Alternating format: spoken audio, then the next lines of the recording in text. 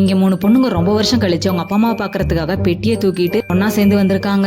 ஆனா இவங்கள பார்த்ததுமே அவங்க அப்பா அம்மா சந்தோஷப்படுவாங்கன்னு பார்த்தா அதிர்ச்சியாகி நிக்கிறாங்க. ஏன்னா ஒவ்வொரு பொண்ணு வீட்டுக்கு வரும்போது ஏதோ ஒரு 7:30 கூட்டிட்டு தான் வரும். இப்போ 3 பேரும் ஒன்னா வந்ததுனால பயப்படுறாங்க. கொஞ்சம் வருஷத்துக்கு முன்னாடி சின்ன பொண்ணு மட்டும் பெட்டியை தூக்கிட்டு வந்திருக்கா. என்னன்னு கேட்டா கல்யாணத்துக்கு முன்னாடியே பிரெக்னென்ட் ஆயிட்டேன் அப்படின்னு சொல்றா. இன்னொரு டைம் பெரிய பொண்ணு மட்டும் பெட்டியை தூக்கிட்டு தனியா வரா. என்னன்னு கேட்டா ஹஸ்பண்ட் பிடிக்கல, டிவோர்ஸ் பண்ணிட்டேன் அப்படின்னு சொல்றா. அப்படி இருக்க இந்த டைம் 3 பேரும் ஒன்னா வந்திருக்காங்க. என்ன ஆப்பு வைக்க போறாங்களோ அப்படின்னு சொல்லிட்டு பயத்துல இருக்காங்க.